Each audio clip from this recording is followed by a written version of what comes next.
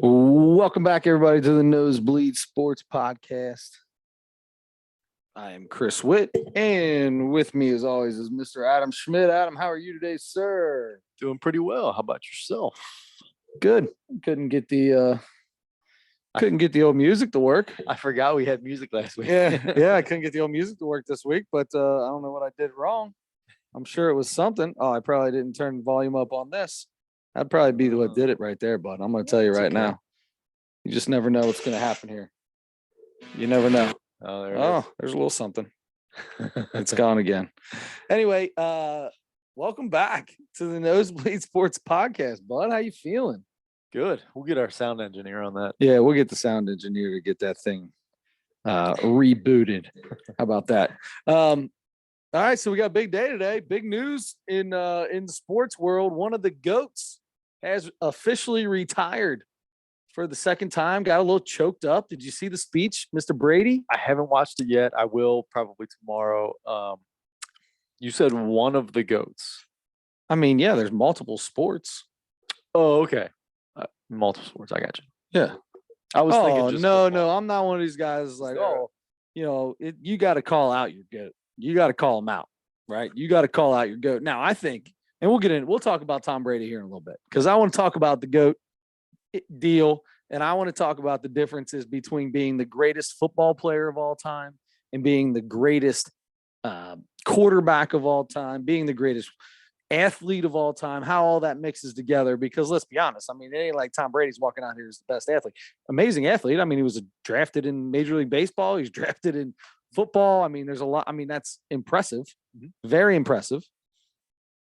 And, a lot of things, it's just a little different. It's just a little different. He's got 7 rings. I mean, it's like Bill Russell, right? Like, you think Bill Russell's got 11 rings. That's right. Just because he's got 11 rings doesn't 1,000% make him the greatest basketball player to ever live. Right. Was he even the best player on his team? I mean, yes. Yeah. I'm just saying, you know what I mean? Like, but it wasn't like he was, putting up the craziest numbers in the world. I mean, Wilt Chamberlain had 55 rebounds against him one night. Mm-hmm. I mean, yeah. It is what it is. That's right. Yeah. I just wasn't sure if you were saying one of the best football players ever. Or... one of the greatest of all time. I mean, if you say greatest of all time, there is no one of. It is the. It's supposed to be. It's supposed to be, but that's not how it works. Anyway, we got that. Speaking of GOATs, LeBron is getting really close to Kareem's scoring title. He's gonna break it in the next couple games. He's 89 points away, I believe, as of right now. Played the Knicks last night, dropped 28. If you're listening to this, it wasn't last night. It was on Tuesday. So yeah, there's some things to get into with it all. But to start things off like usual, Adam, let's start off with a little Reese's action, shall we? We shall. I don't know if you're ready for this. Probably not. All right. Neither one of us have eaten dinner. No. This is going to be. This is like an entree. It's that big, huh? I like it. I'm excited about this. Came with a couple options here. There's one that I've been talking about for a long time now. Oh boy. And it's not this one. This is not the one we're going to have. Instead, we are going the half-pound. Oh, let's go. Holy macaroni. 2 half-pound cups. 2 half-pound Reese cups are in here. And that is not paper, my friend. That is hard plastic that thing is in. Holy macaroni. That is hard plastic. Like you just got a Michael Jordan rookie card. You got to stick that baby in a hard plastic. Bigger than my fist. This is bigger than my fist. I mean, this is, it's pretty heavy. I would say it's probably like half a pound. Feel like about a half a pound? Half a pound. You got a good gauge. I mean, I feel like this is 2 quarter-pounders, if you ask me. I can do like maybe 2 curls. I could probably get 2 or 3 in. I feel like I can get 2 or 3 in. Oh God, have you ever had one of these before? No, I have not. Really? I'm super excited about it though. It's like a full sandwich. All right. All right, let's. Oh, this is This is 2 quarter pounders.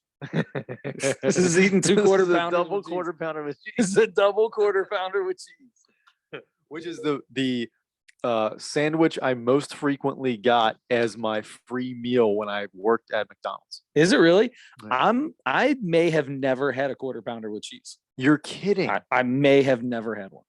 I mean, there's a chance, but I can't remember ever looking up there and going, I'm going to order the quarter pounder with cheese. The next time I eat a Big Mac or a double cheeseburger, and that's it. you got to get a double quarter pounder with cheese. I mean, it'd probably be about that heavy. Why not? Let's make it happen. I'm getting a double quarter pounder tomorrow for lunch. I haven't. That's so good. Make sure you don't have anything to do after that. But yeah, I'll find a bathroom somewhere. You don't mind. I don't mind, but don't bother me one bit. Don't bother me one bit. Oh, speaking of that, go ahead, take a bite. Okay. I got into the boy the other day. Oh, Got into the boy. I can't bite it. There is nothing worse. Can you open your mouth that big? This is great. I hope you didn't freeze this because that chocolate's hard. So I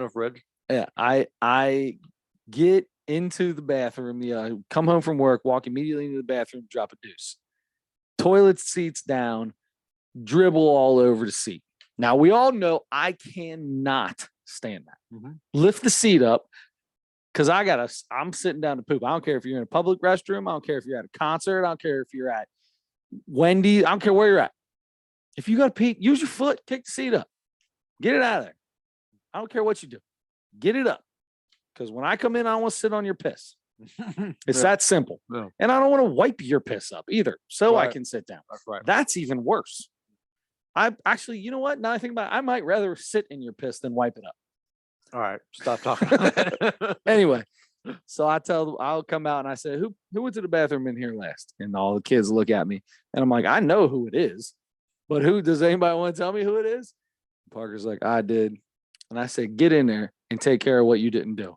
And he walks in and he was like, I didn't do that. His words, I put it in the toilet. I said, bud, you don't put nothing in the toilet. You're only 10 years old. You ain't putting it in the toilet. I can tell you that. It ain't getting wet when you're using the bathroom. He has no idea what I'm talking about as they say this. He's talking about putting his pee in the toilet. I said, well, when you're done, it dribbles up a little bit. You got to, lift the seat up. You got to lift the seat up or wipe it. He gets 2 squares off the toilet paper, 2 squares. That's it. Lays it down and starts wiping the whole seat. I said, that might be grosser. Wash your hands for 45 minutes. There's no way you didn't get pee on your hands now. So gross. If you're wiping up pee, really, you need the sanitizing wipe, really. I mean, I don't care that much. Just as long as I ain't sitting in the wet, I ain't really worried about it. As long as it ain't wet, I'm good. Just don't want it wet. Nothing's going through my butt cheeks. I'll be all right. Adam, your skin is absorbent. Yeah, but what's it absorbing into? By the time it gets in there, it's dead. Germs are dead by the time they get into my skin. I'm not eating off my butt cheek. So if I sneeze in my hand, shake your hand. Yeah. You're not going to get sick that way? Sure. I'm not breathing in or nothing my butt is touching is going to get to anywhere for me to breathe into. The germs don't go into your hand and then you get sick through the absorption of your hand. It's when you touch something and put it up by your face. Maybe. I'm not eating a double quarter pounder with cheese off my butt cheeks. It can get it if it absorbs into your hand, it can get into your bloodstream. I disagree. I'm drunk on Reese's. I can't even speak. Can I ask you a question, Adam? You've taken way more than one bite, and you're not even a quarter of the way through. Yeah. First impressions. This is a good amount of peanut butter. I mean, this is like once you break through that shell, that outside shell, big shell of chocolate, and you get to this middle part here where the side is now peanut butter. Mm-hmm. Oh boy. You're talking, I mean, this is the big cup looks like a thimble of Reese's. It looks like a mini. Oh boy, this is gonna take a second. It's gonna take a minute to get the hard outside shell off. Yeah, that's the hardest thing. Like I feel like I hurt my tooth just trying to get that first bite in. I need braces again after that Mm-hmm. for the third time. Well,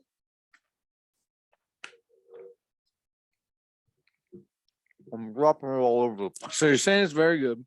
This is a half of a pound of Reese's that we are consuming at this time. I'm not sure I'm gonna finish this. I am. There's no doubt. I'm going 9.8. I mean, this thing's, you can't beat it. This is a ton of chocolate, ton of peanut butter. Well done. The chocolate's not the same as you usually get. There's something about these harder chocolate things that's just a little bit different from Reese's, but it works with this because of the amount of peanut butter inside. I feel like this is the same chocolate, but it's just so big. It's that thicker. The outside part is thicker than normal, but yeah, I know what you mean. I'm going 9.8 as well. I'm matching you. It's yeah. I love It's recommended. Uh-huh. It's recommended. All right, there you go. You got Awesome. anything going on this weekend? Did you do anything fun this week before we get into everything we want to get into? What did I do? The squad got a win yesterday. Yeah, nice. Who'd you play? Taylor. Nicely done. This is a JV team. Even better. Taylor's like stealing girls from your school and stealing athletes from your guys' school, aren't they? Yeah. Yeah, and you guys went out and beat the JV team. Nice work. Yeah, thank you. I think that brings us to like 8-10 on the year. How many you got left? 0. That was our last regular season game. Mhm. We have a freshman tournament next week. So it's a 2-and-out tournament.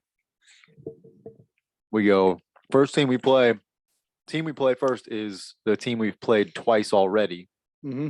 First time lost by like 14, second time lost by 3. So this could be a good game. I feel like we can compete. So here's the deal. You guys are 8-10 on the year.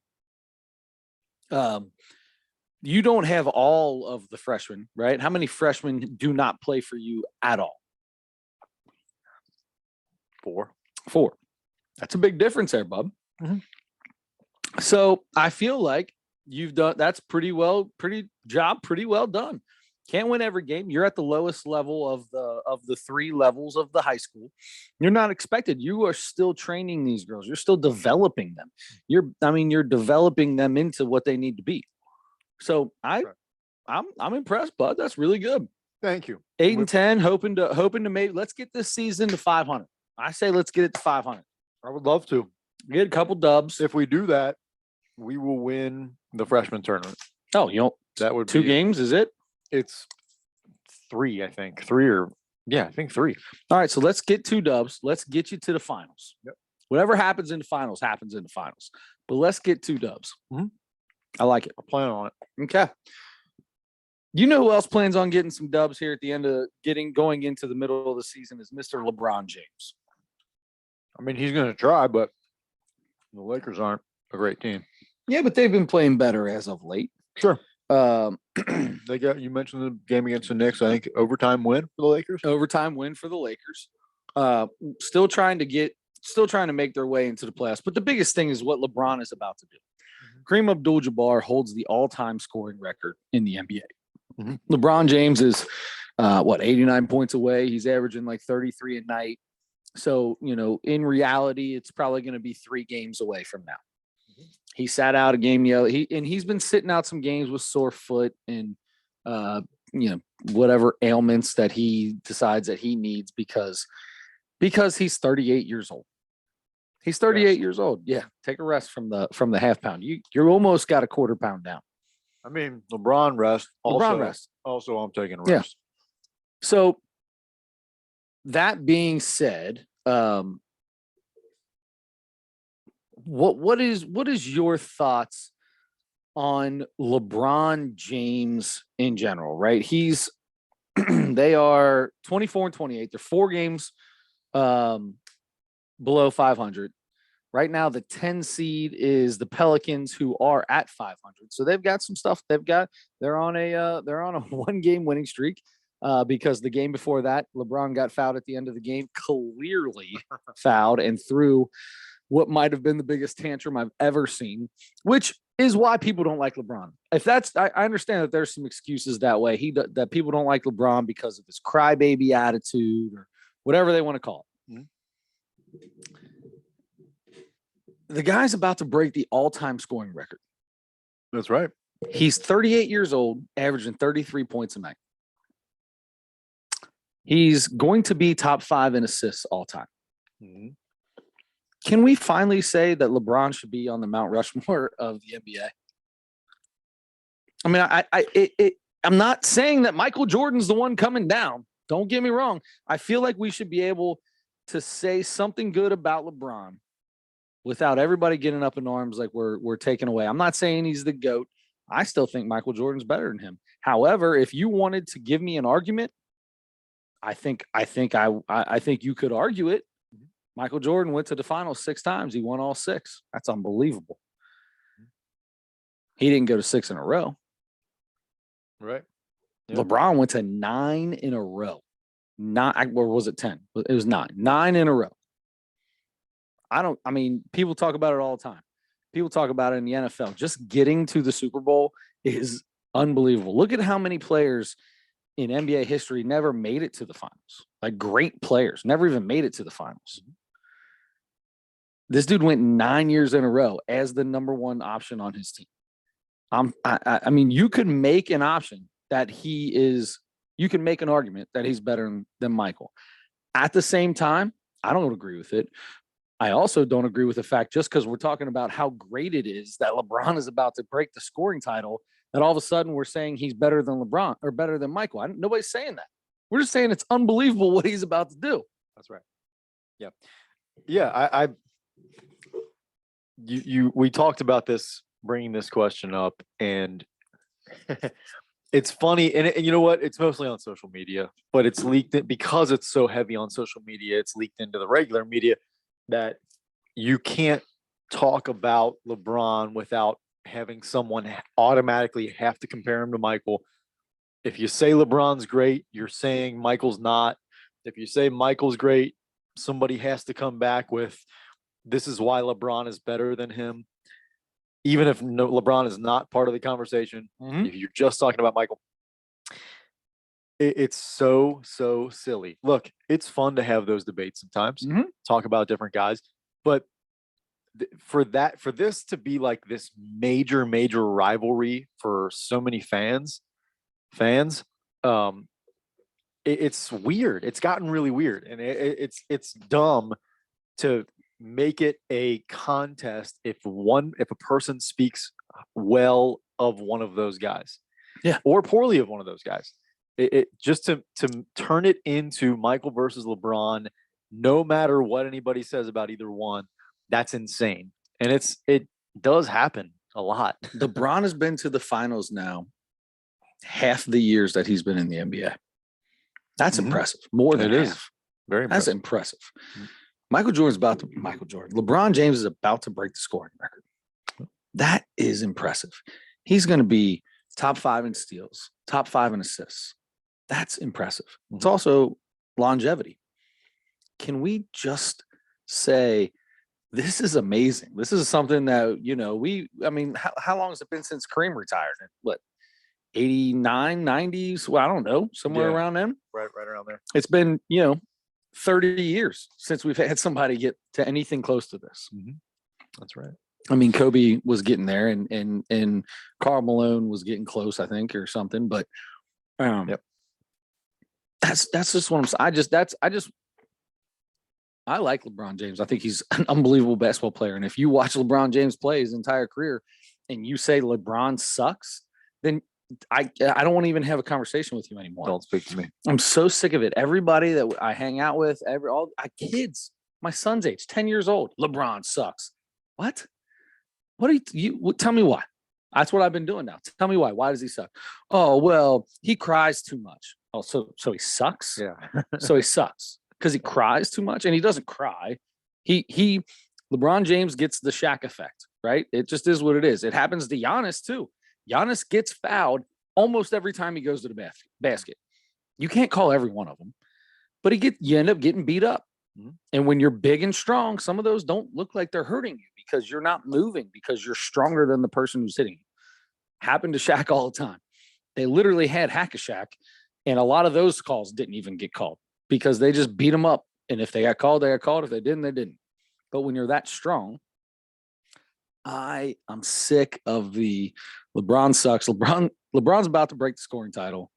I'm not saying that just because I say LeBron James is an awesome basketball player doesn't mean that you have to say he sucks. Michael Jordan's better. Yeah. Yeah. Oh, so everyone that's worse than Michael Jordan sucks. Guess that's everyone that's ever played basketball. You can't, don't do that to me anymore. I'm done with it. Yeah. I'm done with it. I'm with you. And there are a zillion different kinds of accounts so I was following this account on Facebook. It was just like, I forget what it was called, Basketball World or something like that. And anybody, you have to answer a couple questions or whatever to be invited or to be accepted into the group or whatever. It's a group, but anybody can get in. So, which means I think anybody can post. So there are people, or maybe certain people can post or something. But anyway, I started seeing enough where it's just like fandom. Like I thought it was like a basketball thing where they like shared, great things about players or great things about or drills or something like that. It became a Michael Jordan. Like if you don't think LeBron James is the greatest basketball player ever, then you're dumber than a box of rocks or something like that. Like it was really stupid stuff that they were posting. And then the last straw was like twice in a week they posted this thing that people keep bringing up in this conversation. Michael Jordan played against plumbers. Stop doing that. Don't tell me that the guys in the 90s were no good. He didn't have any competition. He didn't have to go through anybody tough. It's so wrong. It's so completely wrong. And we're not talking about the 60s and 70s. And that's and even then. And look, no, it was different though. Right. It was different. They didn't make enough money, so a lot of guys had to keep working. A lot of guys had to work other jobs in the office. Right. So I get that. But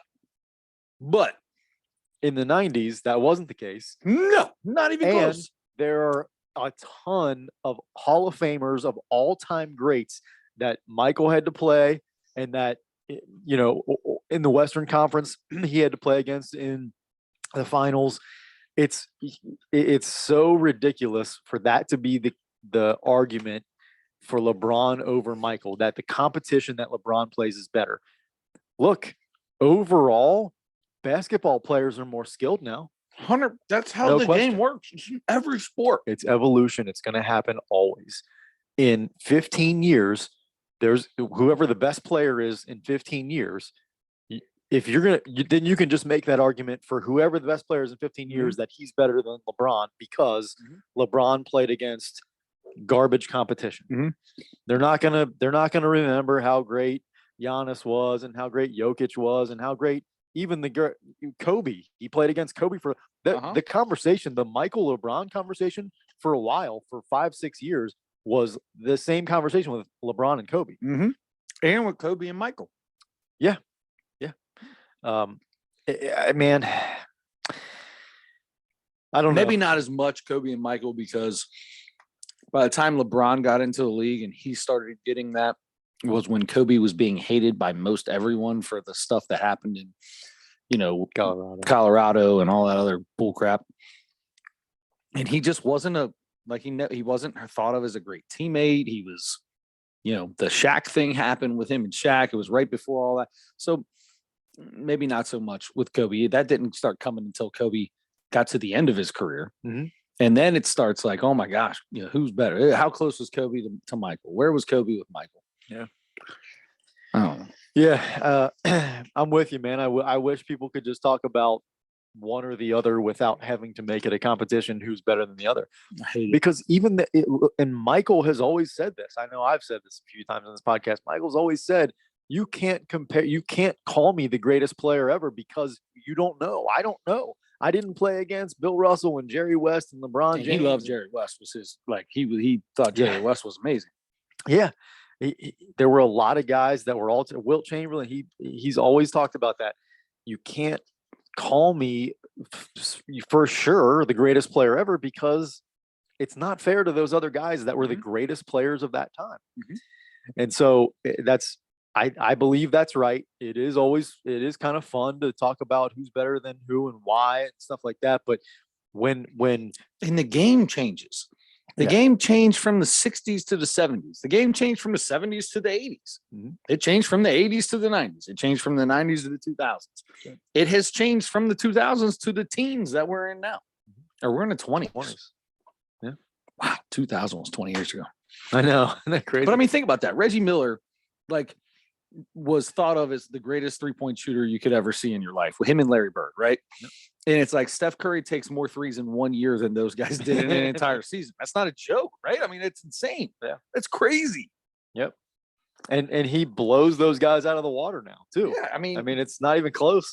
Those guys are still some of the greatest shooters ever. Ray Allen, talk about all those guys. But Steph Curry is on a different level. And oh boy. And it's funny that you can't have a conversation about Michael or LeBron, at least online, without people just hating one or the other. I listen to sports talk radio all day. And by the way, this half pound is gone. I'm feeling it. Yeah, I'll bet. Man, I think I still have an eighth of a pound in my teeth though. Sure, yeah. There's a lot of peanut butter back there. Yep. Anyway. What was I saying? I mean, it takes over your brain. It does, dude. It's a half a pound chocolate peanut butter, bro. I'm lost now. I'm on some kind of sugar high. Yeah, I keep talking in circles and saying the same thing, but yeah, it's the LeBron Michael debate is on one hand fun but it's gotten so over the top with people with their opinions. That's the thing. Why, like I don't even want to have the conversation anymore, or I want to hear people have that conversation anymore because nobody speaks intelligently about it. That's the other thing. It has to be a hatred. It has to be a hatred. Why is that? Is it because? And they say, well, then they get even further. Then it gets into the politics of it, right? Michael didn't speak up about. Okay, well, that doesn't make Michael a better basketball player than him. And who cares? And so LeBron talks about what he believes in. He's got a platform. He's like, you don't have to agree with him. Nobody's saying you have to agree with him. And some people don't like LeBron for his opinions on that stuff. That's the reason most people hate him. And I'm going to tell you, if I say how great Michael Jordan is and you say he sucks and it's because of his political opinions, you don't know then we're not having the same conversation. Right. I don't want to talk politics with anybody. Right. I don't like doing it. Yeah. So if I say LeBron James is one of the greatest to ever play the game, the last thing I want to do is have a conversation about his politics. And it doesn't mean that you agree with his politics either. No, I'm not saying that I do. Exactly. Right. I'm not saying that I don't disagree with whatever he says. Yeah. I just don't want to talk about it. Right. I want to talk about how this dude is 38 years old, and when he drives to the lane, everybody gets out of his way like he's Giannis Antetokounmpo. Like, I mean, it's a scary. This dude still can dominate a game whenever he wants to. Mm-hmm. That's insane. Can we talk about that? Yeah, we can. Anyway, we just did. Speaking of goats, yeah, Mr. Brady is officially retiring. Tom Brady. Again, and on the exact same day, by the way. Is it really? February 1st last year, he retired, and 40 days later came back. Isn't that funny? The video is pretty cool. You said you haven't seen it yet. Right. It's pretty. You can tell, you can hear it in his voice. You can also see it on his face. It's tough on him. It was a tough thing for him. It was tough. It was a tough thing for him to have to go through. He starts it off pretty simple, saying, look, I'm not going to make this into a long spiel. You only get to have one big sappy paragraph, retirement paragraph, and I already used mine. Pretty funny. That's good. But in the end, oh boy, started getting a little teary-eyed on him. Yeah. I'll get to the point right away. I'm retiring. I hope they can hear this. For good. I know the process was a pretty big deal last time. So when I woke up this morning, I figured I'd just press record and let you guys know first. So sitting on a beach, by the way. Long-winded.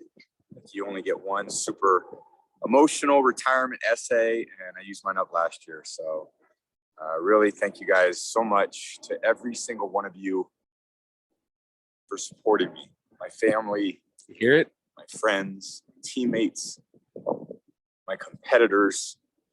I could go on forever. There's too many. Thank you guys for allowing me to live my absolute dream. I wouldn't change a thing. Love you all. He's choked up, man. He's choked up. Yeah. I hope that played through the actual recording. We'll find out later. But he get a little choked up, man. He did a great job. He fought through it. Now, where does Tom Brady stand in the history of the National Football League? I feel a lot less qualified to make a statement on that. 100%. Just because I'm not nearly the same kind of football fan that I am a basketball fan. But I don't know that the last maybe 5 years, I feel like it's almost universal that everybody says, like, no question, best quarterback ever. But football player, that means different things. It does mean different things. A football player, can be a lot. There's the positions on a football field is so different than, like, you talk about the positions on a baseball field, right? Like, they're all, there are different. However, they're still, you're all hitting still, or except for pitchers, obviously totally different. But then you got basketball. You're all still out there passing, shooting, and playing defense and offense. In football, you got big fat linemen. That you got linebackers. You got guys that they all play defense, but they're totally different in what they have to do. Completely different objectives for each one of them. Right. So it's hard. And the quarterback has the ball in their hands the most. And if you're the quarterback and you got to make the decisions and you're throwing the ball 40 times a game and you win 7 rings, and he's been in the league for 23 years. He's been to, I think they said 12 Super Bowls. It was 11 or 12. Oh, no, I think it was 11. 11. So it's like half the time he's been in the league, he's been in the Super Bowl. Beat that, and a quarter of the time he's been in the league, he's won or a third of the time. Sorry, 1 out of every 3 times he wins it all. Golly, that's insane. You know what, man? He was for so many years, obviously in New England, was just dominating. They were the best team in the league for a long time, mostly because of him, but also because he was a big part of that culture that they had there. He was the leader, and there were other great players, obviously, that played with him. Sure, in the first few years, in the first couple Super Bowls, it was all defensive. He had to grow into who he became. Mm-hmm. But he became, people talk about his work ethic being like second to none. And his competitive drive. The same things you talk about with Kobe and Michael. And that's the end of that list. But I totally agree. There's guys that have incredible work ethic and have incredible competitive natures. LeBron has he's incredibly competitive. That's why he jumped around screaming at the end of a game one day. But he's not. I don't think that LeBron is the same as what Kobe is. I don't think LeBron's a straight killer like Kobe and Michael were. They're just different people. No, but it's the truth. No, I get it. But in the way, that's okay to have that conversation. Yeah, it's the truth. But I also I was just saying that as a joke. But anyway, yeah, but people do talk about that. And look, you see even this year, he broke, so many iPads and stuff and screamed at his offensive line. And that doesn't make him a great competitor, let me tell you. I'm not divorcing my wife to lose to effing Kenny Pickett. greatest line I've ever heard. You Yeah. look at your offensive line and you go, I didn't leave my supermodel billionaire wife to be losing to Kenny effing Pickett. Is there a chance we're just gonna totally turn the wheel here? All right. Is there a chance they get back together now because he's retired? I mean, I don't know. When something like that happens, I mean, if that's the case, isn't it, why did you get divorced in the first place? Or was it just her way of, it's my way or the highway kind of a thing? Like, I gave you a lot. I've done everything. You said you were retiring and then you went back. All right, see you later. I love you and I only want to be with you. No, I don't know. I don't think isn't she already dating like her trainer or yoga instructor or something probably? No idea. But speaking of that, you know who Scottie Pippen's ex-wife is dating, right? Don't tell me. I can't wait to hear it though. Who is Larsa dating? Larsa Pippen, right? Isn't that her Yeah. name? Great friends with Me Kim on Kardashian. Instagram. Is she dating you now? Oh no. No, she's not that lucky. But Marcus Jordan, the son of Michael Jordan, is dating Scottie Pippen's ex-wife. Man, They've been together like 2 months now. I mean, it's the real deal. If I'm Jordan's kid, I mean, I'm just riding this train as long as I can, right? You just ride the train as long as you can. I don't care what this is about. I don't care if this is getting back at your ex-husband. Sure. I'm in for the ride. Let's go, girl. How long you want to do this for? 3, 6, 8, 10 months, a year, couple years? I'll go as long as you want. A week, Yeah. 1 day. How long? Yeah.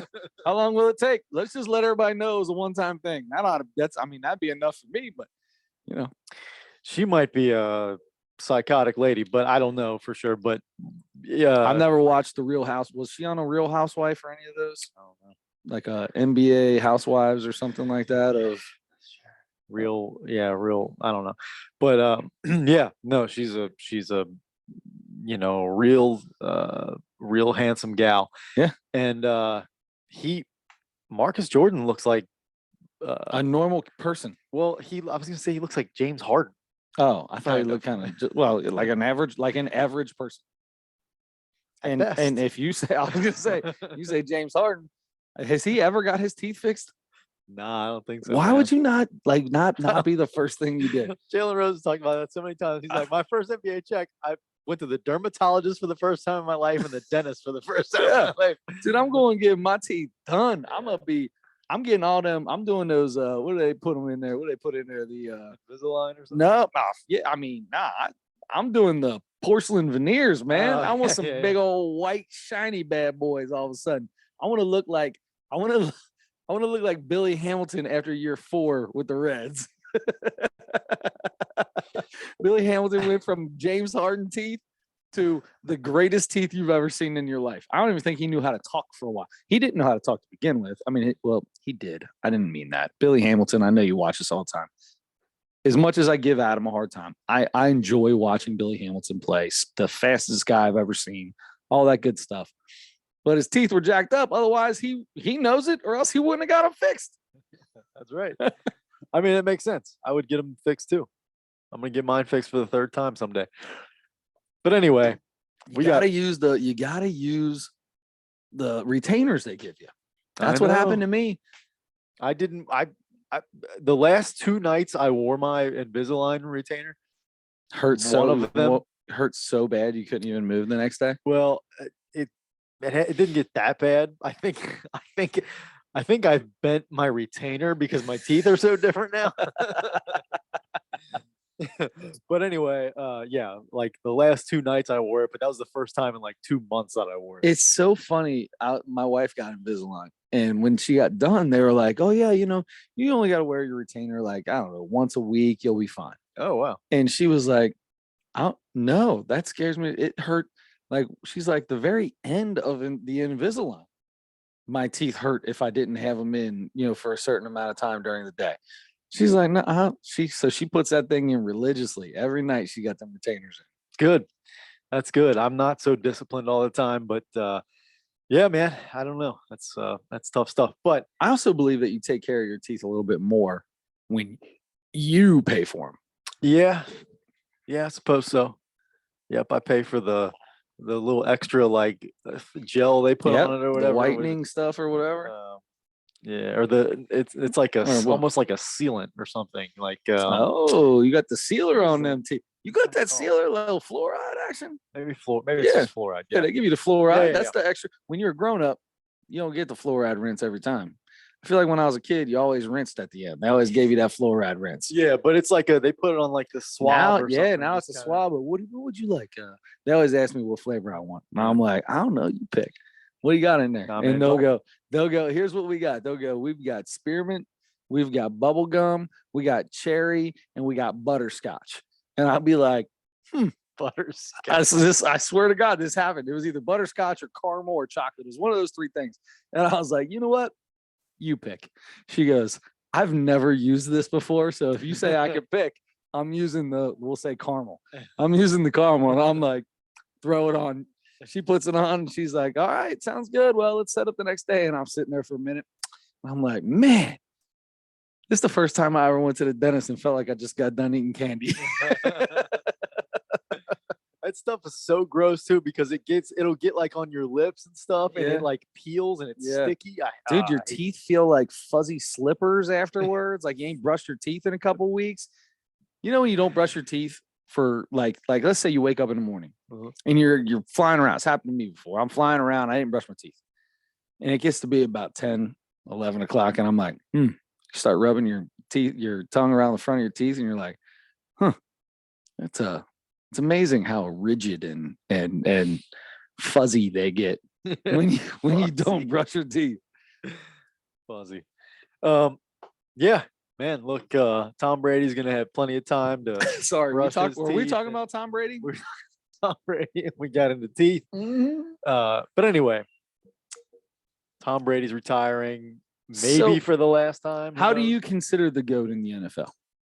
Is it just the greatest athlete you've ever seen? I don't think I do. I mean, people. That's what's so hard. So, like, you've got people in the camp. They'll be like, Jim Brown. Jim Brown was the best football player ever. Okay, he played for 9 years and led the league in rushing 8 of them. Like And insane. then if you're under 65, then you think that Barry Sanders is. And then you look at that's he's the thing probably my about favorite. LeBron. So that's the thing about the LeBron thing, right? Is LeBron's about to break the record for scoring, right? And who's underneath that? It's Kareem and then like Karl Malone or something like that under him. Maybe not. or where did Kobe end up? Maybe Kobe jumped Karl Malone and then it Maybe, was yeah. so anyway, either way. But it's like, all right, so let's think about this, right? Emmitt Smith has the most rushing yards. How many people say that Emmitt Smith was the greatest running back ever? No, not many. No, you've got your Barry Sanders camp, you've got your Jim Brown camp, you've got, different Walter Payton, maybe. or Walter somebody like that. Payton's. Yeah, exactly. OJ, you got guys saying all kinds of people. I Once say- again, I say OJ. OJ was unbelievable. OJ was probably one of the greatest. And that doesn't mean that I love OJ Simpson. I'm just telling you he was a great football player. This goes back to the LeBron thing where I was starting to I get irritated. Real quick. Top of your head, quick. Rank these guys. Kato Kalin. Right? No, rank Oh. these guys. OJ Simpson, Ray Lewis, Ray Caruth. No, Rank those guys. Ray Lewis. Ray Caruth just got out of jail a couple years ago. Did you know that? Yeah. He got 20 years. Oh, was he in jail? And he served 18 of them. Yeah, Ray Caruth. Those were just 3 guys off the top of my head. I didn't mean they I'm putting belonged Ray to Lewis anything. at the top. You know what I mean? Hey, he was acquitted and never served any time. Better than Orange Juice Simpson, huh? OJ got locked up. Twice. No, actually, no. Once for something totally different than what Yeah. we thought he was going to get Yeah. locked up for. He won the case for killing his wife and her boyfriend. And then he lost the civil suit where he had to pay so he lost the civil suit saying, oh yeah, by the way, he did do it. We can't put him in jail for it, but he owes you a bunch of money. And then old boy tries to beat up a bunch of people, plans to beat up some cats because they stole his memorabilia and he wanted it back. Oh, is that That's what, it what was? got him I into thought jail. he was That's what involved landed in him in some- jail. Oh, I thought he was involved in some kind of memorabilia scam or something. No, there was something. Yeah, it was something like that where these people had it, and he was like, no, they can't. This guy, they can't sell it. Let's go. Let's meet with them, and meet with them. They got all my stuff, and it was going to be. I don't know if he was supposed to be signing it or whatever, but they set up some kind of meet, and then he had his boys with guns and stuff, and they went in there to go get it all. Nope, I'm gonna get it, and I'm gonna sell it. OJ walks in behind all the guys that rush in with guns. He walks in real slow and just nonchalant and just puts on the glove. Puts on a glove. Puts on the leather glove. Grabs a knife. Nah, man, what would you do if OJ Simpson walks in and he looks pissed? I'm out. Yep, you have it. It's yours, bro. He's like 85 years old. I don't care. I don't care. Stone cold killer. He's the reason that Norm Macdonald got fired from Saturday Night Live. You know that? No. Yeah. I didn't know that. So I guess the president maybe of NBC at the time was friends with OJ Simpson and told this was when Norm Macdonald was hosting Weekend Update.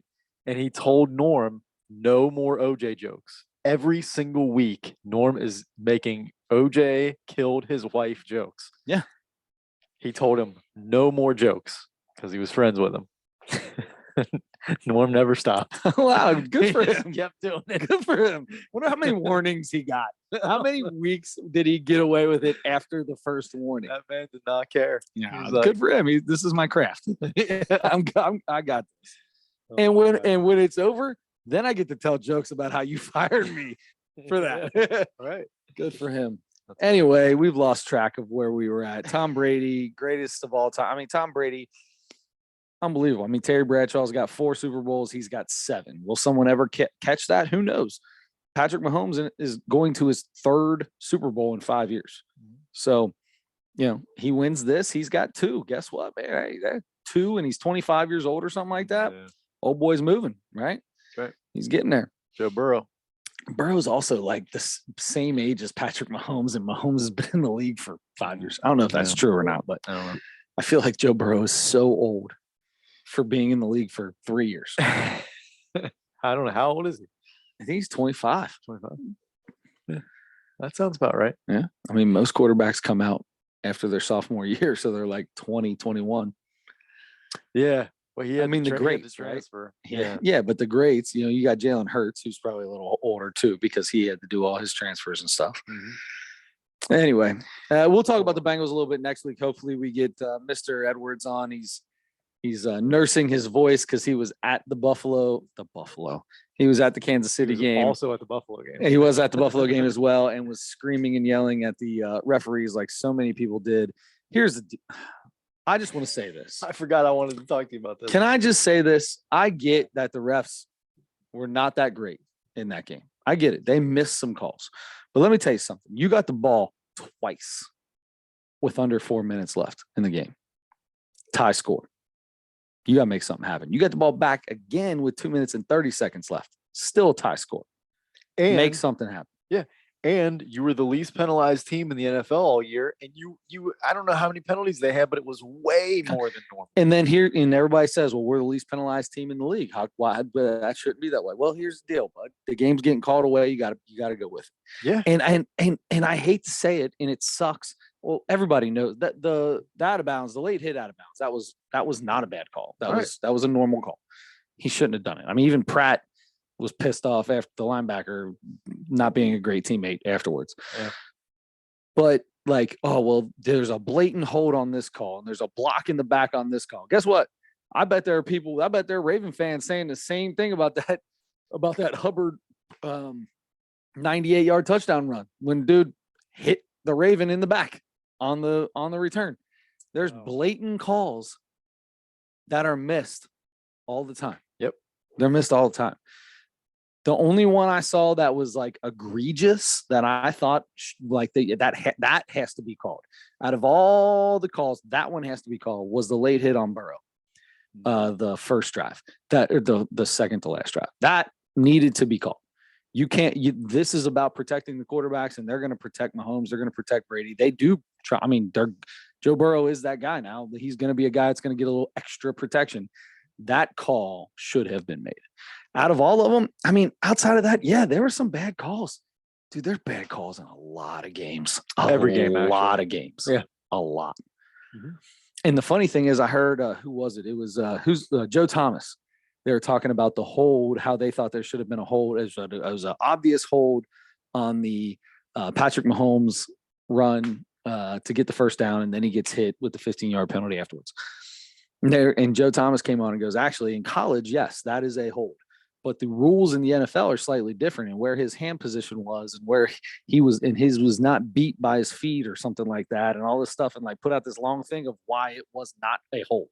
And I was like, see, you know what that is? That's a bunch of people that never played football at that level complaining because they're fans, which I'm a fan. Trust me, I was screaming at the TV too. I was pissed.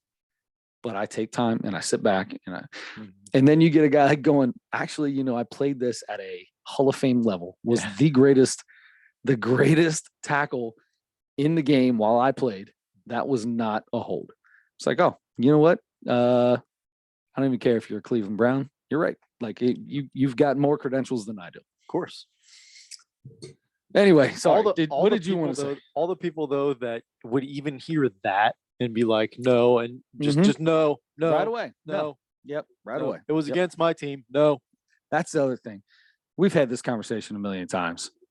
I've got people that sit around me at the Xavier games. One guy's a really great guy. I mean, we know about the people that sit in the other direction. Those people get on my nerves. Warming up to him more and more. You know, it's figuring people out. But this guy next to me, I love him. Great guy. Good guy. But every single call, every time we're on offense, we get fouled. Every time we're on defense, they travel or if there's a foul called, there's no way that was a foul. No way that was a foul. But every time we're down there, it's like, God, we can't. What do you think you're at? Where do you think you're at? Where are we?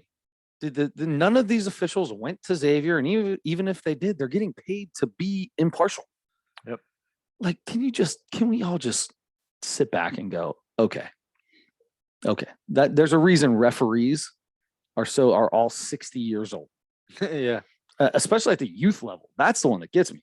There's a lot of young officials in like the college levels and in the NBA. There's like a little turnaround coming. And when I say youth, young, I mean in their 40s, 30s, 40s, 50s. I mean, you can still move up and down, you know, but you don't have these Joe Crawford 90-year-old men out there still. But at the youth level, what I got to deal with in basketball and baseball is the same people that were umping and reffing when I was 9 and 10 years old. Yeah. I love Kenny Ellis. Kenny Ellis is a great guy. Kenny Ellis has been reffing for a long time. He's going to make money, but he makes mistakes. The good thing about him is he looks at you and you go, yeah, I might have missed that. Good for you, Kenny. I appreciate that. But you can't get on. I might have missed it, but I sure don't care. But they go out there and they do their best, but they're 60, 70 years old. And it's like, what did you expect? What did you expect from this today? When you got parents screaming and yelling and getting kicked out of games. What did you expect when you walked up to the game and you saw two 70-year-old men out on the court? How did you think this game was going to go? Yeah. Yep. I was talking to a guy tonight after our varsity game that I know pretty well. And he's an official. He's been an official for like 7 years and he's only like 24, 25 years old. Nice. Good for him. Yeah. And he does a good job. But he's gotten to know a lot of the officials around here. Absolutely.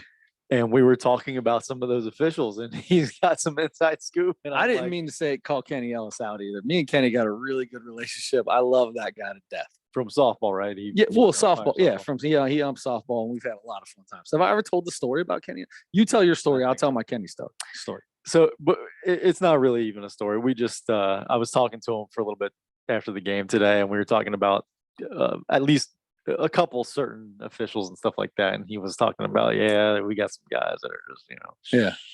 But anyway, go ahead.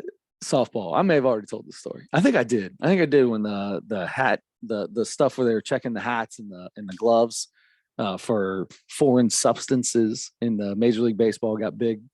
When they started doing that all the time, it was right after Scherzer started taking his belt off when they walked out to him. Like he was pissed about the fact that they were asking. And it was Joe Girardi that asked for it, which kind of probably did. That is, getting irritated. So I gave up a bunch of hits back to back to back to back or something like that on the mound. And he calls timeout and he walks out and he goes, I need you're getting killed out here. Let me check, make sure you're not doing something. So I said, here you go. And I gave him my hat, my glove, and I dropped my pants right there. Nothing but a jock strap on, baby.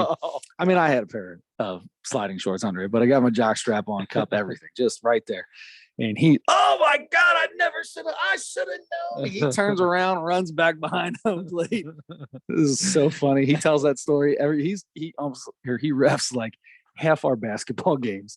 And whoever's reffing with him, he tells them the story while we're sitting there. I love it. I love that guy, man. He's so good. Oh boy. Okay.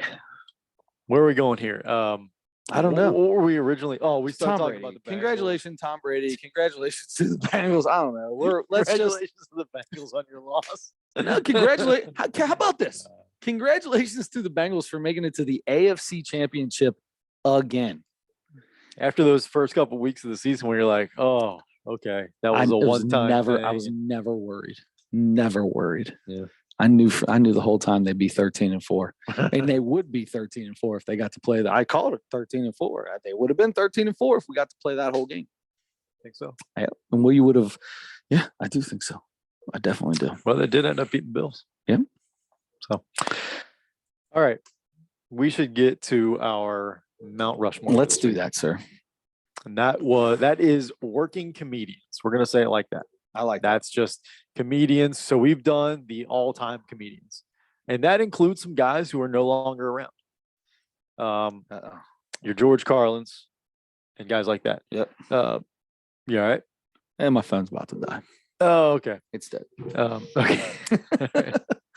We're good. Continue. Anyway, but these guys we're talking about the guys that are still currently working as stand-up comics, and not necessarily older guys who aren't really around anymore, who might do I think we talked last week, Eddie Murphy, maybe he doesn't count because he did a special a couple years ago, 2-3 years ago, whatever it was. But that was the first time he's done stand-up in 25 years or something like that. Yeah. But if you guys, I know we kind of mentioned Seinfeld, he's still, I think, kind of doing it. Like, I think he does it when he wants to. Yeah, but if you're not putting specials out. But he did a couple years ago too. Yeah. So just like Eddie Murphy, then. That's what I'm saying. Like, but he wasn't gone that long. Oh, I mean, maybe not. Nobody was gone as long as Eddie Murphy was. That was insane. Yeah, I think after his show, he's still been doing some stuff. But anyway, so if he's on your list, fine. If not, fine. But he was never my favorite stand-up comedian anyway. Yeah, it was a great show. I love the show. His stand-up, I don't know much about. I think I know. I think I like his stand-up better than the show. Oh, huh. But anyway, me and your dad would disagree. Yeah, I mean, I like the show too, but also the most overrated show ever. So anyway, these are guys still working, can be older guys, can be younger guys, whoever you like, that's still doing it right now. All right. So let's just talk about some of these guys. All right, let's talk it out here. Unless you were ready to go with 4. I want to talk about it because I have a list. I wrote down a list of like 7, but I feel like there are still 10 more guys I could put on here. 100%. And I'm not gonna. The more I think about it, the more people I'm gonna add, and I'm just gonna start messing with my own head about it. So I'm gonna look at the 7 and pick 4 from the 7, unless you say somebody that I'm like, oh, that guy's got to be on. Okay. All right, let's go. I just almost spelled Chappelle wrong. Sometimes you're like, is it 2 P's, 1 P, 1 L, 2 L's? I started with an S. Started off the bat, bud. Started off the bat. That's why I was like, oh, that's not even close. He has a logo with a C on it. And I'm looking at it, and I wrote an S down. There's no S in his name. Don't know how that happened. Oh, it's not Dave's Chappelle? Yeah, exactly. Okay. So, all right, maybe we start there. Maybe we start right there, because I feel like a lot of people have Dave Chappelle on their Mount Rushmore, living, dead, no matter what. A lot of people, I think, have him on there. Absolutely. I totally agree.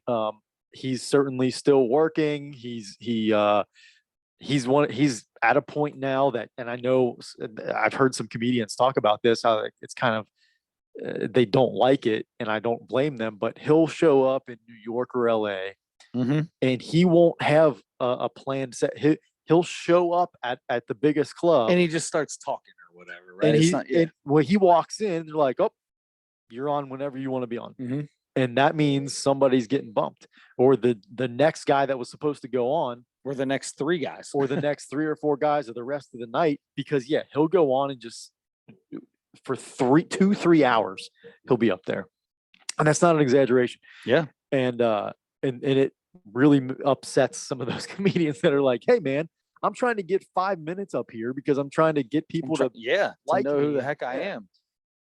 So anyway, but if you're at one of those shows as a fan that paid to get in, and you don't know Dave Chappelle is going to be there, and he walks in, you're like, "Oh my!" It's the greatest day of your life, right? Yeah, right. It's insane. So anyway, you got to think Chappelle. You got to think Chappelle. As a matter of fact, I'm going to put him on mine. I'm putting him on mine as well. You got a list here. You want to go down this list? I'm just kind of, as I'm going, I'm writing some stuff down as I'm looking. Now, mine are going to be the same as yours, because we know Jim Gaffigan's not getting on my list. Right. It's just not happening. I wrote him down because Bo Burnham's not getting on my list. I love Bo Burnham. I know, but there's a lot of really good ones. I like Hannibal Buress. So I think Hannibal Buress is hilarious. I saw him live, and it was not a good show. Yeah, but I've seen enough of his stand-up that I'm like, I love this guy. Yeah, and there's a lot, right? And I'm going through these lists here, and there's like the first woman is at 40. Wow. Tiffany Haddish. And she's not even one of my favorites. Not even close to one. Right. You got Taylor Tomlinson, who's been pretty good, came out with some good ones. I mean, Nikki Glazer, we talk about her all the time. Like, obviously, maybe the last one didn't hit the same way, but I like Nikki Glazer. She's funny. You go back and listen to all her stuff. She's a funny person. Whitney Cummings was a funny person. Now, she's turned into something totally different here lately, but like I said, was a funny person. What was the one girl I'm missing? She did the movie with and she was dating a doctor, and she was always hammered or whatever. LeBron James was in it. Oh my gosh, I can't believe if I can't remember. Yep. Blonde hair. She's one of the most popular there is. Oh my gosh. You know who, before he got big, was touring with her, opening for her, was Mark Norman. And that is, I can't believe this. I thought it'll be all right. Anyway, keep going. But like Mike Birbiglia, I love that guy. And he's down at like 58. I can't even say his name.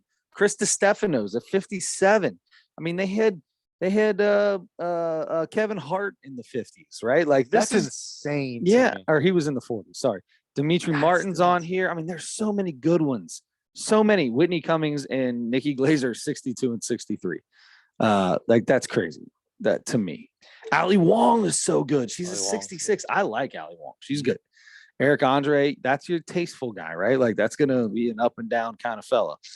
Michelle Wolf is good. I like Michelle Wolf. She's really good. Yep. Ali Sadiq. You know what? Screw that. I'm putting Ali. I'm calling it right now. Ali Sadiq is on mine. Wow. I have never heard a joke he said that didn't make me laugh. Now, I don't know that I've ever heard a full special of his. Yeah. Never have. Because he's a smart man.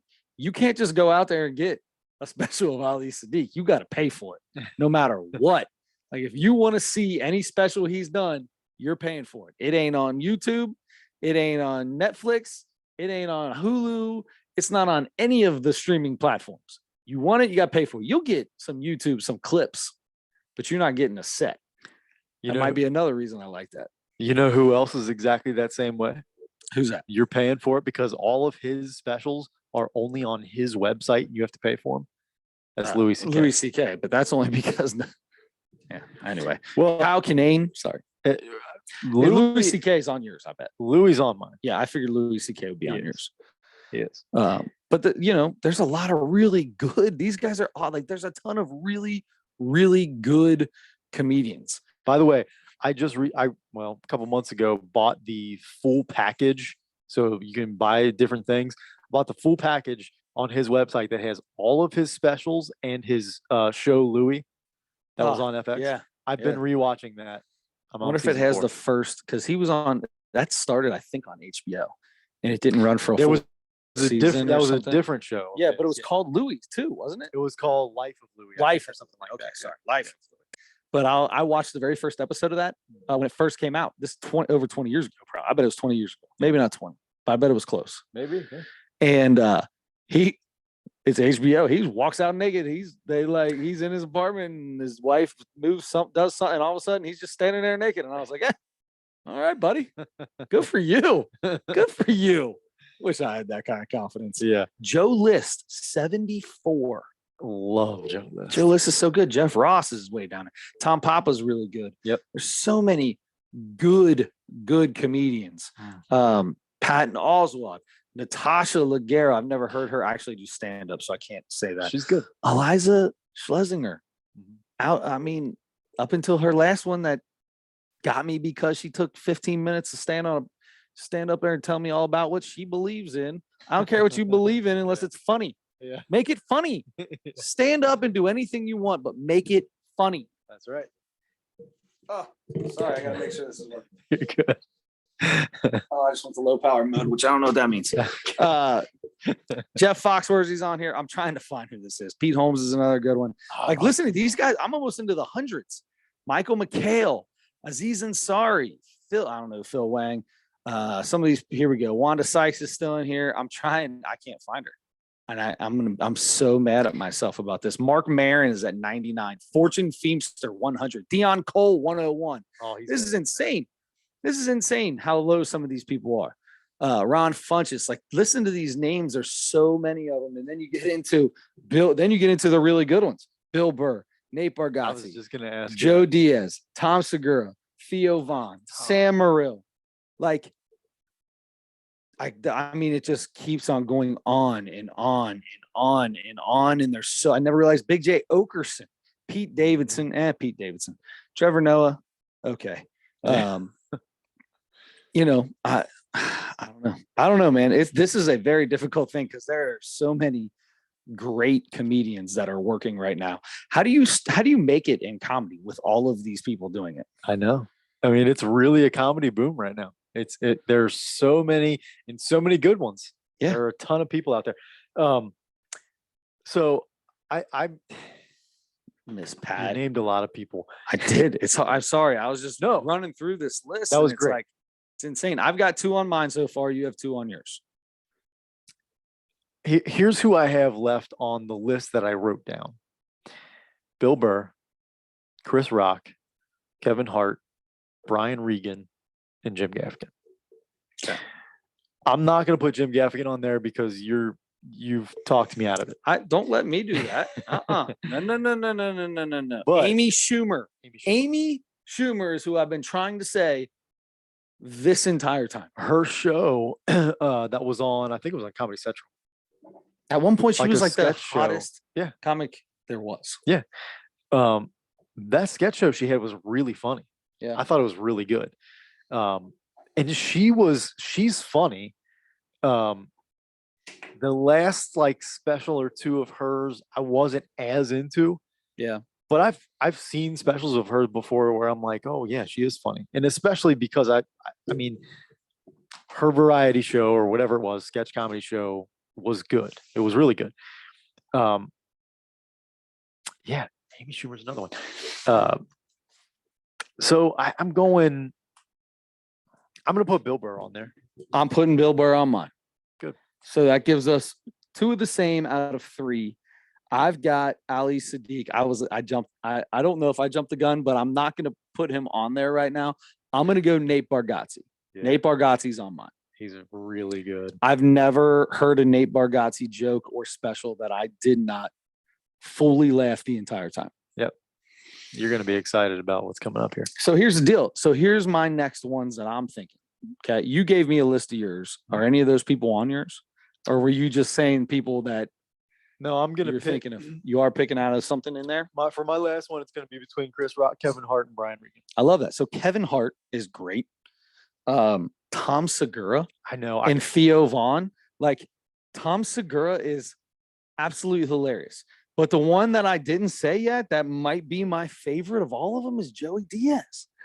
I love Joey Diaz. Yeah. He's not the most polished comic out there. That's a good way to say it. Dude, I don't know. Tom Segura, Theo Vaughn, Sam Morril, Ali Sadiq, and Joey Diaz, and Kevin Hart. I got tied for Wow. I mean, I don't know what to do. This is tough, man. Give me yours. Let's go. Bill Burr, Dave Chappelle, Louis C.K., and I'm going. Oof. You know who I'm putting on there? I'm gonna use a wild card and go Brian Regan. Okay. I mean, yeah, I figured if you didn't take Jim Gaffigan, you take Brian Regan. And they might as well be the exact same people. You said I don't know when the other one, when it comes on the comedy stations, I have to look over to see which one it is. Really? They're the exact same person. No. Oh yeah, Brian Regan and Jim Gaffigan. They talk the same, and they're like the way they talk and do their one opposite voice all the time. They've only got two voices, and one like Jim Gaffigan's is his voice and the crowd's voice because he knows they're making fun of him the whole time. So it's his voice and the crowd's voice, and then Regan does his voice and anybody else that he's talking about when he talks about how they talk is the other one. Yeah, exactly. Yeah, which is how Gaffigan does it. They're the same person. I'm throwing Regan on there, but you said could, Tom Segura, and I'm like, dude, Tom Segura. He's right there with those guys. So I'm going for sure. Bill Burr, Nate Bargatze, Dave Chappelle.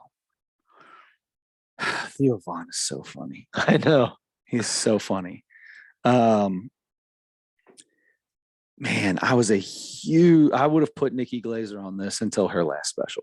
Really? I loved Nikki. I thought she was hilarious. Your top four. I would have before, but hey, this is working comedian. So this is constant work, right? This is constantly going. I think I might take Ali Sadiq off, and I think I'm going Tom Segura. That's a good call. I think Sam Morril's really good too. Theo Vaughn, Kevin Hart. Kevin Hart is maybe the funniest man alive. Yeah. He might be the funniest man alive. This is harder than I even thought. Okay. Nate Bargatze, Bill Burr, Dave Chappelle, Tom Segura. Theo Vaughn. Nope. Yep. I'm going Theo Vaughn just because I think I like the hillbilly stuff that he does. I think that sets him over the top. I'm doing it. I went from penitentiary jokes to hillbilly jokes on who was my top one. That would be an interesting conversation to listen to. Joey Diaz and Theo. Oh, I was talking about Ali Sadiq, but even still, I take You said penitentiary. I thought automatically Joey Diaz. Yeah, sure. I think because a lot of the jokes that you hear from Ali Sadiq are penitentiary jokes. But I'm going to tell you right now, I take all three of them. I would take Theo Vaughn in a conversation with anybody, and I would like to hear that. Dude, I'm telling you, his podcast. You got to listen to his podcast. That might be one that I would listen to because of the way he says words makes me laugh. Like he can just say a word. Yep. And I'll be laughing. Doesn't even have to tell a joke. Just say a word like it's all M&M. Like I want an M&M. Yeah. Like an M&M. But it makes more sense when he does it because he's thought it out and he's smarter than I am. And I just looked next to you and saw an M&M playing a saxophone. So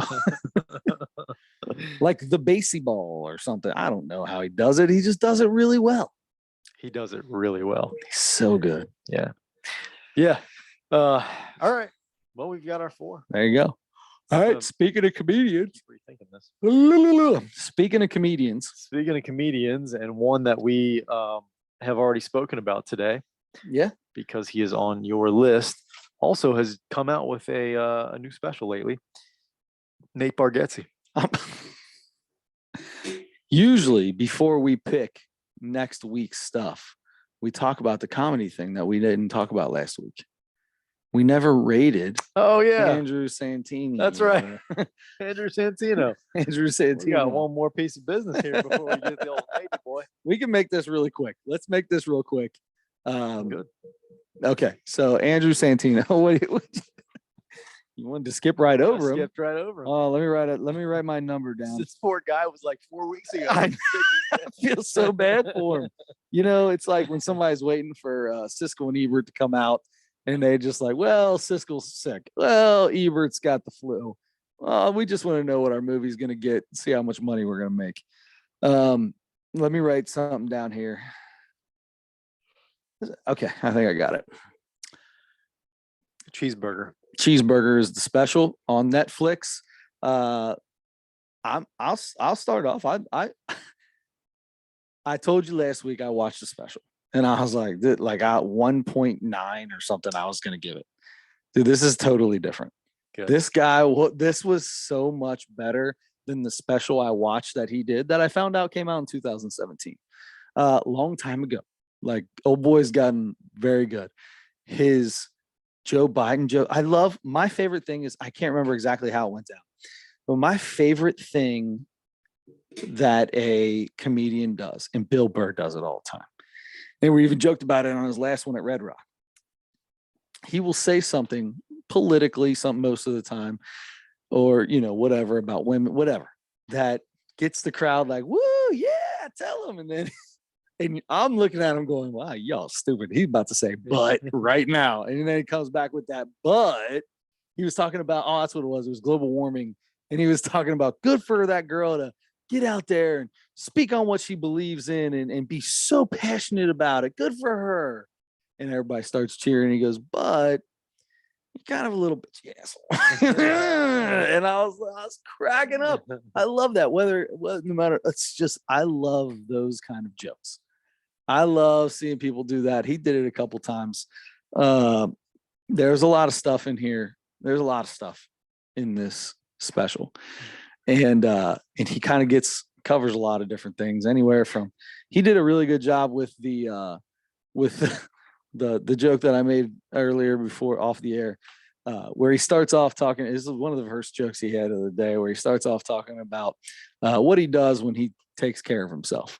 And, he was scared of it, and he starts, so he takes his offhand and tickles it a little bit. And then next thing you know, he's talking about it. Go ahead, tell everybody, sticks a couple digits up there. And then next thing you know, he's like, tell everybody, fists him. And I was like, oh my God.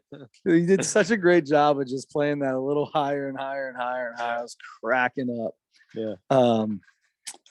Yeah, the Kamala Harris, you could just, come on. You really want it that bad? Just push them down the steps. Just give them one little push. They don't get back up. They don't get back up. Just push them. Hey, let's have our meeting in the basement, but the stairs look really slick and there's no handle. You want to be president? Just give them a little push. I like that. That was pretty good. I'm going 3.6. There's so much more in this, but I'm going 3.6. All right, good. All his Jesus was gay stuff. That was so good. I'll be back. You just wait till my dad hears about this. That was all good stuff. Yeah. He surprised me. So I'm pretty familiar with him. Watch his podcast every week and everything. And I've seen his last 3 specials, at least, I think. His act outs, I've never really seen him do act outs like that. I feel like, I thought they were really good. Part of the Jesus was gay thing, like, he's like, first of all, he was like by far the best looking guy. Everybody else was like this like ogre or whatever. He's chiseled with like a 12-pack. Yeah, beautiful flowing hair. Yeah.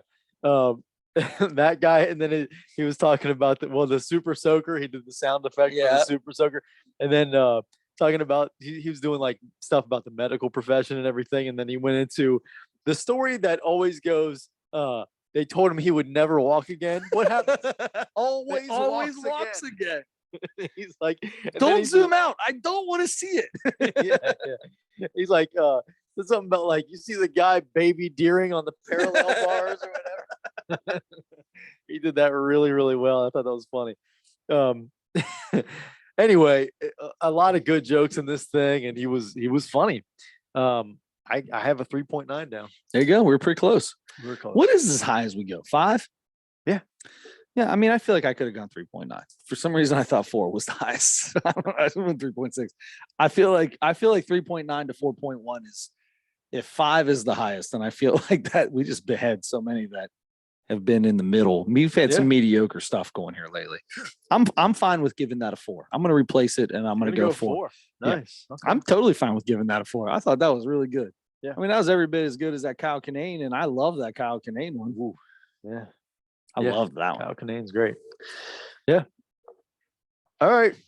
Well, then should we get into the next week stuff? Let's do it. You've already blown the surprise. Sounds like Nate Bargatze's got a new special out. Now, I went and saw Nate Bargatze last year, and it was after his last special, and obviously before this one. So I'm wondering if I'm going to get any jokes in this bad boy. That maybe I'm excited. Like I've never been like watched a comedian and then got to see a special later, like to see if, will I be ready for this? Like, that kind of thing. Yeah. I'm excited about that. I've seen a couple of clips from it so far, but I'm excited to watch it, obviously, because he's one of the best. Like he's on my top. He's on my top. So this better step your game up, bro, or you just got lucky that we did it the week before. Look, now he's like one of the biggest comics in the world, probably, and he's got a lot more money now. He does only theaters. I don't even think he does comedy clubs anymore. Wait a second. We didn't even talk about Dave Attell. Dude, so Dave Attell, I didn't write him down, but he was at the bottom of that list. I didn't say Dave Attell when I was going through doing that. I don't remember hearing it, and I can't believe because I said Jim Ross. I thought I said Dave Attell too. Ross. Yeah, Jeff Ross. Jim Ross. Okay, that's on me. That's on me because I've been watching Tales from the Territories on Vice here recently, and I just finished up with Mid-American, or what was it? Midwest Wrestling or something like that. Mid-South Wrestling. I can't remember what it was. And Jim Ross, that's where Jim Ross came up. And then it became the WCC. I can't remember. Anyway. And then it was bought out by Jim Crockett, who ended up got rid of the NWA and ended up turning into WCW.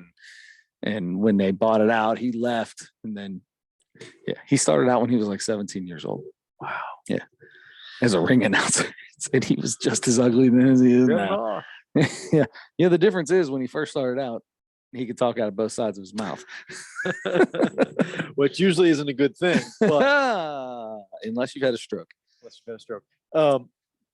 Dave Attell gets honorable mention on my list. Yeah. Anyway, love Dave Attell. Hello World is the name of Nate Bargatze's special, and it's on Amazon Prime. It's on Amazon Prime. Perfect. It's not a Netflix. All right. Perfect. So I get the Mount Rushmore.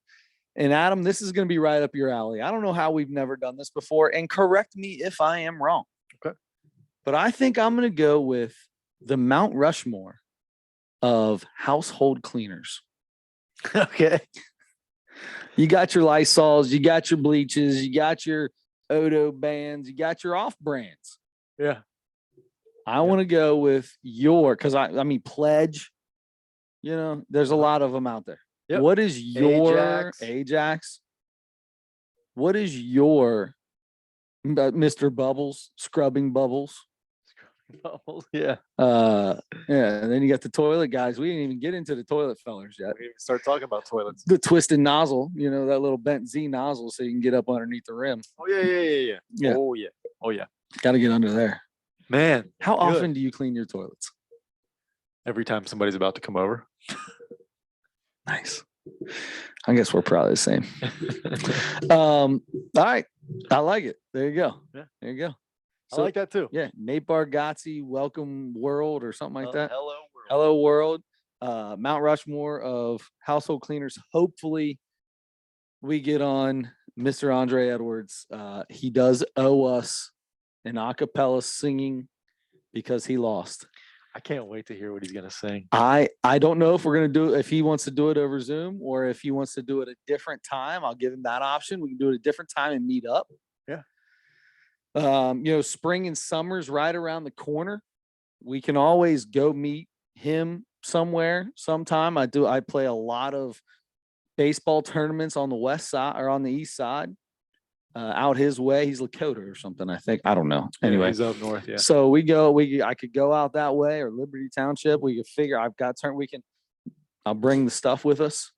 We can do something like that on a weekend out there. If he meets up, we can just let him do it on the Zoom because we did ours on the Zoom. Yeah. So he can do his on the Zoom. Yeah, up to him. You know what would be fun since he lives out that way? We should find a day that we go to a show at the Funny Bone out there and see if we can get Andre. See if we get Andre to go, and then we can. Yeah, I like it. We can just an outing. Yeah, just a nosebleeds outing. I'm 100% in for a little nosebleeds outing, and I'll bring the stuff. We can do a live recording right there at Funny Bone. Sure, they won't let us, but yeah, sure. Oh, I got it. We could record into our phones anyway. Yeah. If they don't take them first. Yeah. It's happening a lot, isn't it? They take your phone a lot. I've only been to, I think, one. Have I been to a show there where they took the phone or they put it in the pouch or whatever? That little pouch thing when we went to go see Chris Rock. Let me just say this real quick for anybody that's still listening to this podcast, because if you're listening, that means you cared a little bit about the comedy side of this. Yeah. Because you wouldn't be listening to the end of the podcast anymore if you didn't want to hear about the comedy part. If that's the case, and you go to a comedy show and they don't take your phone, but you put your phone in a little pouch, right? And you got to put your Apple Watches in there and everything else too. If this happens to you, okay, and the show is over, can we all just be calm and just stand there and wait to get the thing undone? That I can't stand people that just will walk in front of you while they come from behind you. So they see you standing there, and then there's one person unbuttoning all these things and they just walk up next to you and stick something in front of you. Well, who are you? Actually, I don't care who you are. I don't care who you are. No one else cares who you are. Why do you think you are who you are? Here's the problem. For some reason, they don't make you form lines. They just have people standing around randomly, like in the lobby, like, hey, if you want your thing to, come here, I'll unbuckle you. Yeah, I'll unbuckle you. And it's like a little pin buckle. It just ends up with a swarm around each person. And they're just like, here you go. Yeah, here you go. Just grabbing them as they go. No, I can't. Why would you not make? I don't know. Maybe it would end up taking a longer time. We're civilized people. Just line up. Just line up on your own. You're an adult. You've been doing it since first grade, kindergarten, preschool. Somebody walks up and they're in front of them. Guess where the next person goes? Behind them, not next to them, not behind the person who's doing it. Behind that person. Yeah. When you go to the bathroom at a sporting event, does everybody just walk into a bathroom? No.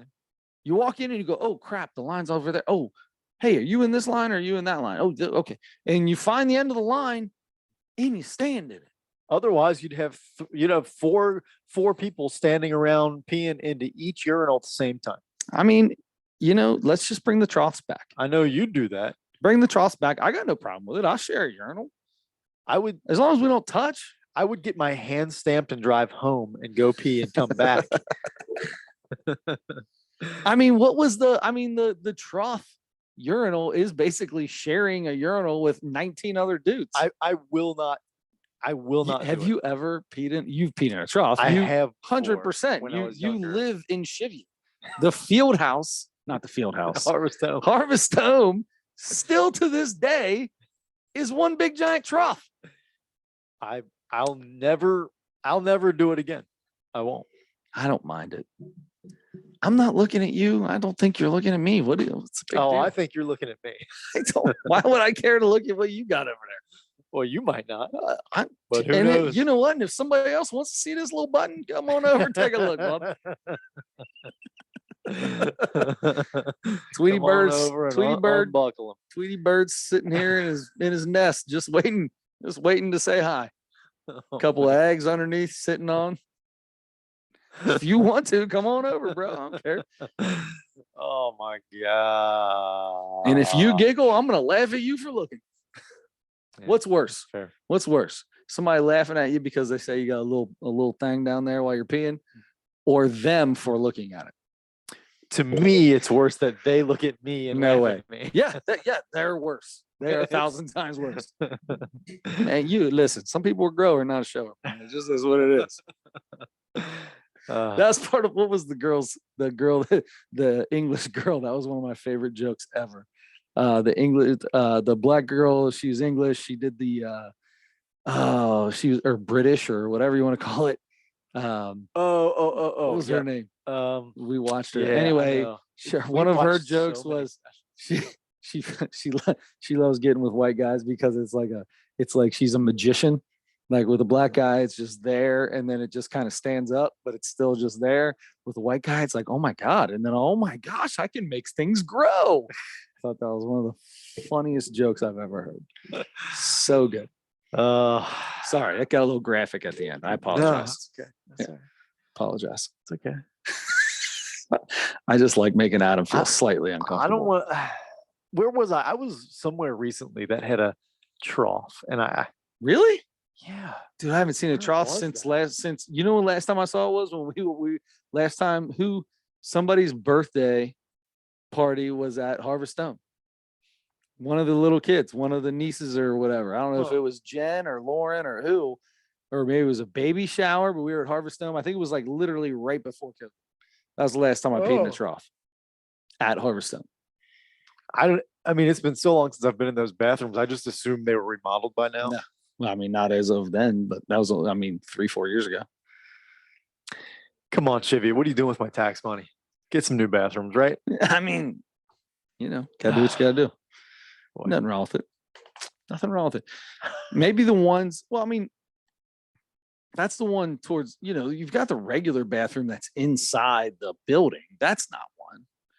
But then there's the one that's like if you're out there a little farther ways, they got another little bathroom back there. Attached to the outside of the It's attached to the outside of the building, but it's not the one you use if you're in the building. Gotcha.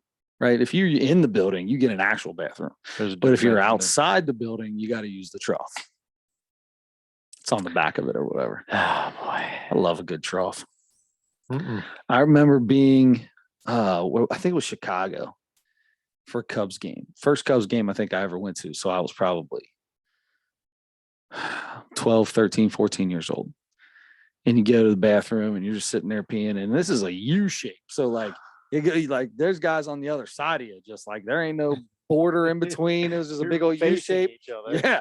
Facing each other. Just keep your head down, man. That's what it is. And that normally you just keep your head straight ahead. You know what I mean? Look at the wall. No, you got this time you keep your head straight down. Don't lock eyes. And you're sitting there going, and all of a sudden this dark yellow will come by and you're like, whoa, bro, you gotta get some water in you. You gotta get hydrated, bub. Dude, you're coffee struggling. for you. Man, you are struggling over there. Struggling. Yep. I'll never forget that for as long as I live. Ever in my life. When it's Mountain Dew going in and coming out, that's not a good sign. You got that right. Don't lock eyes. Don't lock eyes. I'll never forget. Wow, man. How old did you have to be to work out at the Y? Was it like 15 or something 15? Like that, or 14 or something? Why is it that? So we both belong to the same Y, Gamble Nipper YMCA. Every time I would go into that bathroom, into that locker room, there would always be 2 70-year-old men, butt naked, having a conversation. One of them sometimes with a foot up on the stool. Always. And they're right when you walk in. You can't miss them. And then you lock eyes. And you're like, you're 13, 14, 15, 16 years old. You don't lock eyes right away. You lock eye. But then you lock eyes. And you're like, son of a biscuit. I gotta get out of here, man. This is so weird. It was always very uncomfortable. I worked there for a summer, and my job was to clean the men's locker room the entire time I was there. You saw a lot of old saggy balls. Let me tell you something. And it was the same, same 4 guys, 5 or 6 guys that regulars every day. They came to swim, and then they got the steam or whatever. Same guys, always naked. Why? I don't understand that. Why are you standing around a locker room buck ass naked? I don't know, because they just don't care at that age. I get like, when we were in high school, we showered together and everything. Yeah. Guess what? You don't have to do. We don't have to be that now. Like, move on with the times, bro. Nobody wants to see your Nasty butt. And then I'm mopping, Mhm. and I'm mopping near the stalls, and there's a stall with no door on it. So assume nobody's in there, right? Because who would Drop a deuce. with no door on it? Yeah. Nope. I'm mopping. I almost hit the guy's feet. I walk right into the stall. Walk right into the stall, and he's sitting there. I'm all about dropping deuces and doing them wherever I got to do them. But I will tell you this. I would not go into a stall that does not have a door. I wouldn't do that. You're taking a naked No. poop on a stall with no door. Well, first off, there's And no then they get up and go to the sink and shave and butt naked shave still. Yes. There's nothing wrong with taking a naked dump. I feel like that's the best way to poop is naked. Okay. I feel like you should be naked when you poop. Okay. It's the most comfortable thing. One of the best pictures that went around, because there's so many pictures of me that I got a buddy who, when he gets a hold of a picture, bud, he just makes sure everybody sees it, right? Whether it's a Speedo or a jock strap or whatever you got. Wait, when you say a buddy, you mean yourself? No. I will. Yeah. I end up doing it because most people, this is how it ends up going. It always ends up, oh my gosh, so-and-so was telling me about this picture of you. Da, da, da. I'm like, yeah, here, I got it. There you go. I mean, now you got to embrace it at that point. So I turned it into a fun, I feel, and I've been doing this for a while. Something that makes me embarrassed, I try to fully embrace it and laugh, and I will overtell the story sometimes. And then when other people start feeling uncomfortable, then I'm like, okay, now I can get a little red face, and and it fits in, right? I'm okay. Gotcha. This just happened the other day with the baseball team. Some things came up, and I embraced the story, and I just went into way more detail than any of them wanted me to get into. I'm 1,000% sure. I'm pretty sure one of the dads on the way home, I believe the exact words were, the wife said, he looked at her and said, I learned way too much about some people today. Anyway, besides the point. Naked, right? So I'm sitting, so it's summertime. Okay. And I go to the bathroom in my house, no kids, old house. Okay. Go to the bathroom. We have one toilet upstairs. Go to the bathroom. Dropping a deuce. No kids. And the door may not have been all the way closed. Well, the dog would he'd come in the bathroom all the time while you're in there. Dog opens the door with his nose and he just sits in front of me. All right. Well, it's summertime, so I just had a pair of shorts on. That's it. It was a pair of shorts. And so, and when I drop down to go, bud, I'm to the ground when I'm at my house. Sure. Everything's to the ground. I'm not just around the legs like you're in a stall or something. No, I'm all the way to the ground. Yeah. And it looks like I'm just sitting butt naked. And then the dog is sitting there staring at me. That's what it looks like. All right. You can't see anything. Everything's tucked. So the wife walks by, is cracking up, grabs the phone, snaps a picture. Yep. That picture has been going around forever. It looks like I'm sitting naked talking to a dog. So we're sitting here with softball, and he's showing everybody like always. And this guy is looking at this phone. He like gets closer to it, and my buddy's like, "What are you looking at? What are you looking at so hard?" And he's like, "Is that a dog? That's what you're looking at? Good for you, bud. Good for you.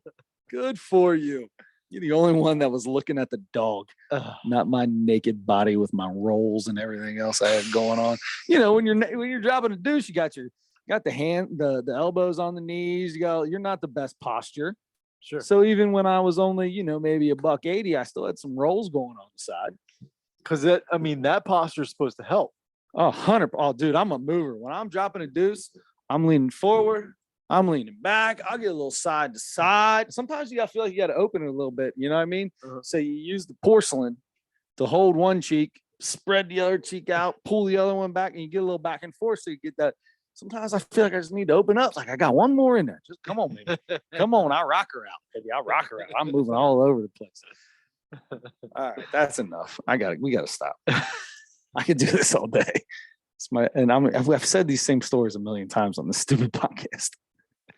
It's been a while though since we've had a good Poop story. number 2 story. Good. Well, I'm happy to be the one to tell it. All right. Nate Bargatze, hello world. Mount Rushmore of household cleaners. Super Bowl will be coming up when we do our next podcast. LeBron James will maybe not. If they sit him out the right amount of games, they could. This is my other favorite one. If he sits out the right amount of games, he could possibly break it in 5 games. If he sits out 2, and it'd be Saturday, the day before the Super Bowl, prime time against the Golden State Warriors. Like, all the things come together. Stop sitting out. You're 4 games under 500. If you want to have a chance to get into a playoff spot, you got to play every day. You do 100%. He's also 38 years old, may not be able to do it anymore, which means maybe it's time for you to stop. He's got the rest of the days and all the off days to take care of his body. Yeah. It's the back-to-backs that he doesn't play the back-to-backs. But even so, you can't skip every back-to-back. They don't play as many back-to-backs Yeah, anymore, but he can, because he will. If you're 4 games under 500 and you want to win, then get your butt in there. But AD should be able to take care of 1 or 2 games on his own. Although we figured out that that's not going to happen. We can't do this right now. We'll do this next week. We'll do this next week. Until next time. We won't have time for that either because Andre's going to be on. Andre will be on. We'll talk to Andre about it. He may have something to say about it too. All right. Until then, don't forget to turn your headlights on.